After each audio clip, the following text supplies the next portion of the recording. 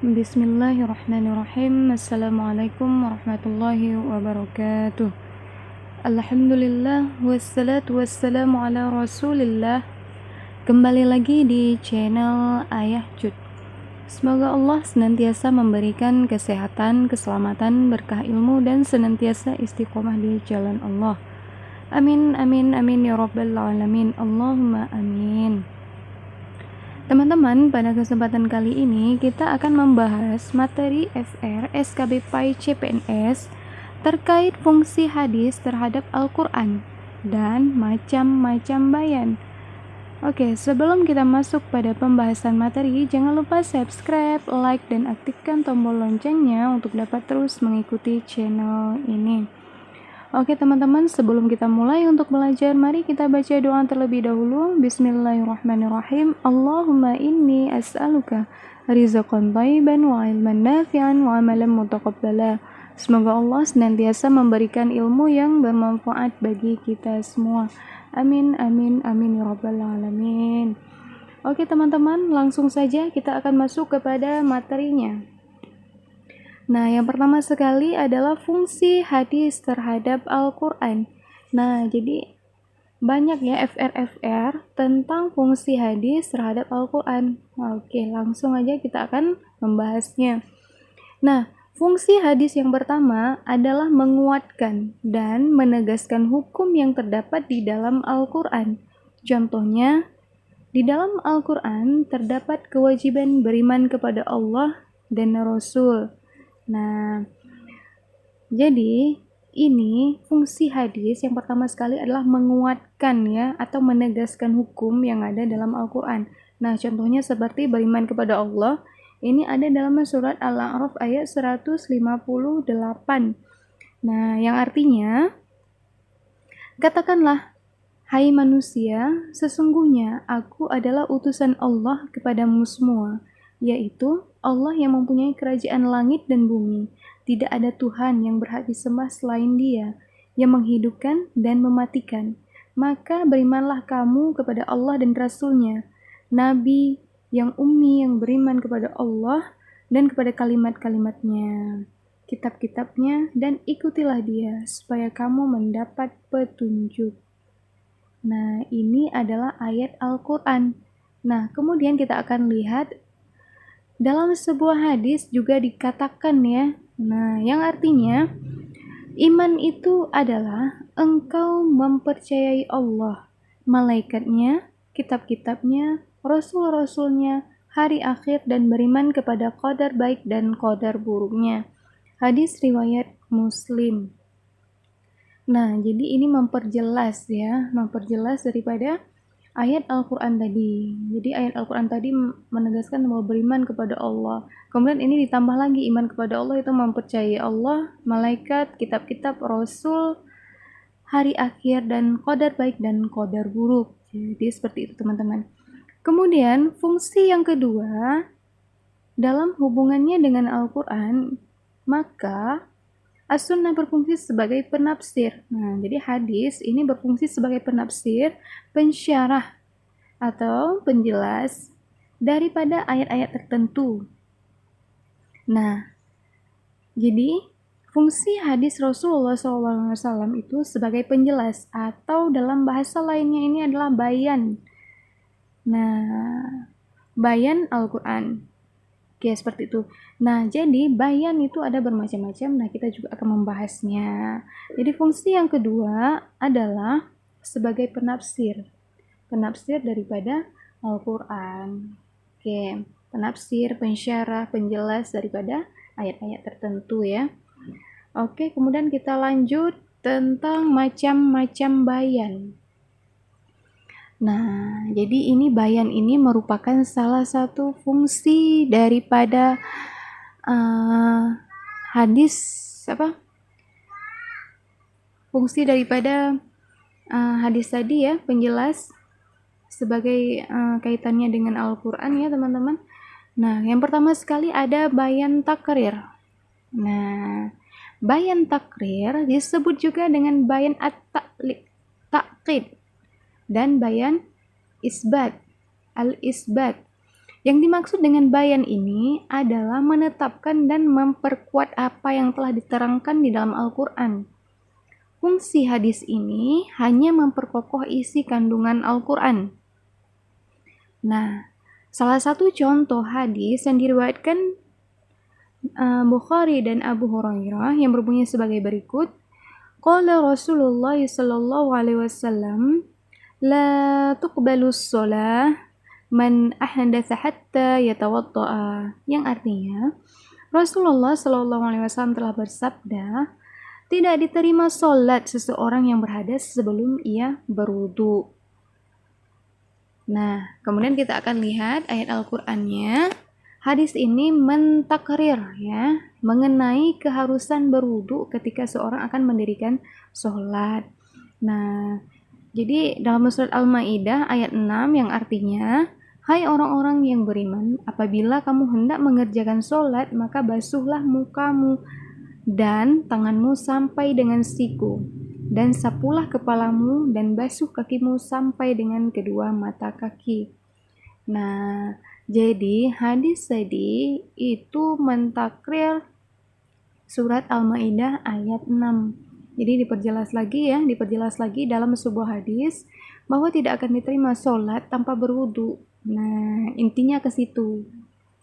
Jelas ya teman-teman?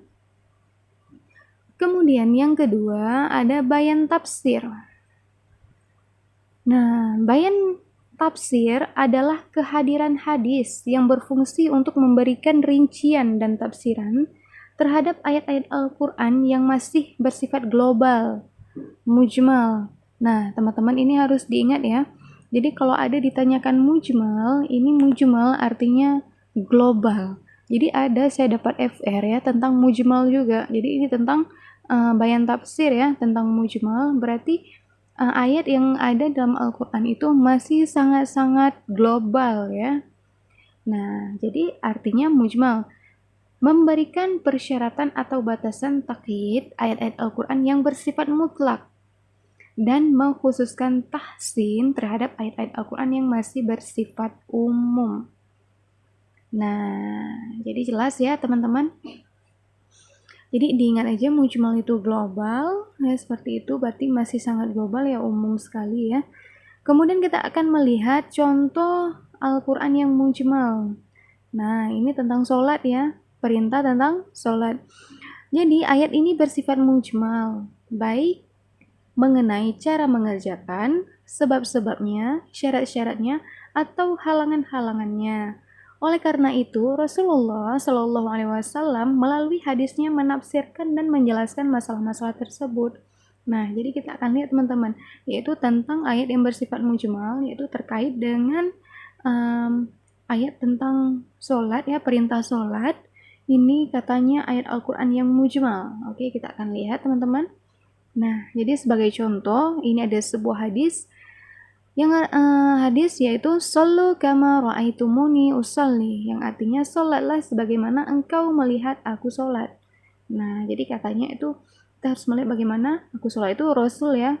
Nah, karena ini hadisnya adalah perkataan, perbuatan Nabi gitu. Nah, jadi hadis ini menjelaskan bagaimana cara kita mendirikan salat. Sebab dalam Al-Quran tidak menjelaskan secara rinci. Nah, salah satu ayat yang memerintahkan salat adalah wa aqimus shalah wa atuz zakah, yang artinya dan dirikanlah salat dan tunaikan zakat dan rukulah bersama orang-orang yang ruku. Ini dalam surat Al-Baqarah ayat 43. Jadi ini ayatnya global ya, mujmal. Kemudian ditafsirkan oleh sebuah hadis yaitu sallu kama ra'aitumuni usalli. Salatlah sebagaimana engkau melihat aku salat. Jadi kita disuruh memperhatikan bagaimana cara Rasulullah salat. Jadi ini memperjelas ayat Al-Quran tentang sholat. Jelas ya? Oke. Kemudian kita akan melihat bayan at-tasyri'. Nah, jadi yang dimaksud dengan bayan at-tasyri' adalah mewujudkan suatu hukum atau ajaran-ajaran yang tidak didapati di dalam Al-Quran, atau di dalam Al-Quran hanya terdapat pokok-pokoknya saja.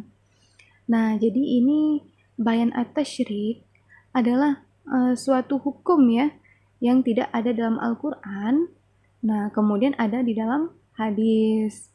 Nah, jadi mungkin kalau dalam Al-Quran ini hanya ada poin-poin pokoknya saja, namun tidak ada kekhususannya. Nah, jadi hadis-hadis Rasulullah yang termasuk ke dalam kelompok ini diantaranya hadis tentang penetapan haramnya mengumpulkan dua wanita bersaudara antara istri dan bibinya, ini haram ya. Kemudian hukum kemudian hukum merajam pezina wanita yang masih perawan dan hukum tentang hak waris seorang anak. Nah, dan ada lagi ya, saya akan ambil contoh yaitu tentang zakat atau zakat fitrah, yaitu ada sebuah hadis tentang zakat fitrah. An Rasulullah sallallahu alaihi wasallam farada zakata fitri min Ramadan 'alan nasi sa'an min tamrin aw sa'an min sya'irin 'ala kulli hurrin aw 'abdin dzakarin aw untha minal muslimin. Yang artinya bahwasanya Rasulullah telah mewajibkan zakat fitrah kepada umat Islam pada bulan Ramadan 1 sukat atau sa' kurma atau gandum untuk setiap orang, baik merdeka atau hamba, laki-laki atau perempuan muslim. Hadis riwayat Muslim. Nah, jadi hadis ini dalam Al-Quran tidak dijelaskan tentang zakat fitrah di bulan Ramadan. Namun dalam sebuah hadis mewajibkan atas zakat fitrah di bulan Ramadan. Jadi hadis Rasulullah SAW yang termasuk ke dalam bayan tasyrik ini wajib diamalkan. Sebagaimana kewajiban kita mengamalkan hadis-hadis yang lain gitu teman-teman. Nah, jadi Ibnu Al-Qayyim berkata bahwa hadis-hadis Rasulullah Shallallahu Alaihi Wasallam yang berupa tambahan terhadap Al-Quran merupakan kewajiban atau aturan yang harus ditaati. Contohnya seperti hadis tentang mewajibkan zakat fitrah di bulan Ramadan. Nah, jadi tidak boleh menolak atau mengingkarinya. Dan ini bukan sikap Rasulullah SAW mendahului Al-Quran. Nah, jadi ini bukan Rasulullah mendahului Al-Quran ya, melainkan semata-mata karena Allah yang perintahkan. Jadi disesuaikan dengan perintah Allah, bahwasanya Allah memerintahkan untuk mewajibkan zakat di bulan Ramadan. Jadi seperti itu teman-teman. Ya, jadi dipahami ya tentang perbedaan-perbedaan dari bayan-bayan. Mulai dari bayan yang pertama saya jelaskan, takrir, apa tuh ya? Kemudian tasyri' dan tafsir. Jadi itu bisa dibedakan ya teman-teman. Dan yang terakhir kita akan lihat tentang bayan an-nasah. Nah, jadi kalau kita an-nasah, nasah al-mansuh. Jadi kalau kita bicara tentang nasah itu membatalkan atau menghilangkan ya, dimensohkan gitu ya. Tapi ini kita akan lihat seperti apa yang makna dari bayan an-nasah. An-nasah. Nah, jadi untuk bayan yang keempat ini, bayan an-nasah, ini terjadi perbedaan pendapat yang sangat tajam. Kata nasah secara bahasa artinya ibdal, membatalkan. Nah, atau izalah, menghilangkan, atau tahwil, memindahkan, dan taghyir, mengubah. Nah, jadi ini kan istilahnya kan terjadi perbedaan pendapat karena kalau kita lihat bagaimana membatalkan, menghilangkan, memindahkan, atau mengubah kan tidak bisa ya. Bagaimana menjadi fungsi daripada Al-Quran gitu. Fungsi hadis terhadap Al-Quran. Nah, kemudian para ulama mengartikan bayan an-nasah banyak melalui pendekatan bahasa. Jadi karena diambil maknanya dari secara bahasa, akhirnya terdapat perbedaan pendapat dalam mentakrifkannya. Jadi perbedaan pendapat itu baik dari mutaakhirin maupun mutaqaddimin, ulama-ulama mutaqaddimin. Jadi seperti itu teman-teman. Jadi menurut ulama mutaqaddimin bahwa terjadinya nasah ini karena adanya dalil syara' yang mengubah suatu hukum meskipun jelas, karena telah berakhir masa keberlakuannya serta tidak bisa diamalkan lagi, dan syar'i ya, pembuat syariat menurunkan ayat tersebut tidak diberlakukan selamanya. Jadi bisa digantikan dengan yang lain ataupun bisa ditakwilkan atau dipindahkan, kemudian bisa dibatalkan ya. Gitu teman-teman. Jadi kita akan lihat contohnya. Jadi contohnya seperti apa gitu. Jangan nanti kita salah-salah dalam menafsirkan ya. Jangan salah kaprah juga kita. Nah, jadi contoh yang bisa diajukan oleh para ulama tentang hadis yang berbunyi la wasiyata liwaris. Nah, artinya tidak ada wasiat bagi ahli waris. Nah, hadis ini menurut mereka menasakh isi firman firman Allah Subhanahu wa taala yang artinya diwajibkan atas kamu apabila seorang di antara kamu kedatangan tanda-tanda maut, jika ia meninggalkan harta yang banyak, berwasiat untuk ibu, bapak, dan karib kerabatnya secara ma'ruf. Ini adalah kewajiban atas orang-orang yang bertakwa. Quran Surat Al-Baqarah ayat 180. Jadi, ayat ini dinasakh oleh suatu hadis yang artinya tidak ada wasiat bagi ahli waris. Nah, jadi ini istilahnya nggak ada lagi wasiat dalam ahli waris. Jadi emang ahli waris itu emang udah ada ketentuannya ya dalam surat An-Nisa ayat 11 itu udah ada di zurul furudnya, kemudian bisa dilihat lagi, dan tidak ada istilah wasiat, mewasiatkan, jadi nggak ada itu ayat itu hadis tentang tidak ada wasiat bagi ahli waris menasakh firman Allah bahwasanya kita apabila akan meninggal harus mewasiatkan meninggalkan harta yang banyak secara ma'ruf. Nah, seperti itu teman-teman. Nah, jadi gitu teman-teman, jelas ya. Namun banyak sementara yang menolak nasah jenis ini adalah Imam Syafi'i. Jadi Imam Syafi'i menolak tentang nasah, itu tentang bayan an-nasah tersebut, dan sebagian besar pengikutnya, meskipun nasah tersebut dengan hadis yang mutawatir. Nah, jadi walaupun dinasakh dengan hadis yang mutawatir, namun Imam Syafi'i tidak menyetujuinya atau menolaknya. Kemudian kelompok lain yang menolak adalah sebagian besar pengikut mazhab Zahiriyah dan kelompok Khawarij. Nah, kemudian perlu diketahui bahwa Al-Quran menekankan bahwa Rasulullah SAW berfungsi untuk menjelaskan maksud firman-firman Allah.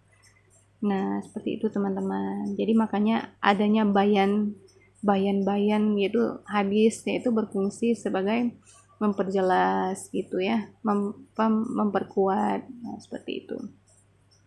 Oke teman-teman, jelas ya. Jadi fungsi hadis terhadap Al-Quran yaitu kemudian bayan-bayannya sebagai bayan takrir, bayan tafsir, kemudian bayan nasakh. Nah, jadi ada 4 bayan ya teman-teman. Jadi ini adalah merupakan fungsi daripada hadis terhadap Al-Quran. Oke teman-teman, syukran jazakumullahu khairan katsiran. Semoga ilmunya bermanfaat bagi kita semua. Apabila ada kesalahan dalam penyampaian, itu semata-mata datangnya dari kebodohan saya, dan apabila ada yang bisa diambil manfaatnya, silahkan diambil manfaatnya. Oke teman-teman, jangan lupa subscribe, like, dan aktifkan tombol loncengnya untuk dapat terus mengikuti channel ini. Insya Allah akan ada video-video selanjutnya terkait tentang FR, SKB PAI, CPNS. Insya Allah akan ada selanjutnya, silahkan ditunggu dan dinantikan. Oke teman-teman, sampai di sini dulu pembahasannya. Saya akhiri, wabillahi taufiq wal hidayah. Wassalamualaikum warahmatullahi wabarakatuh.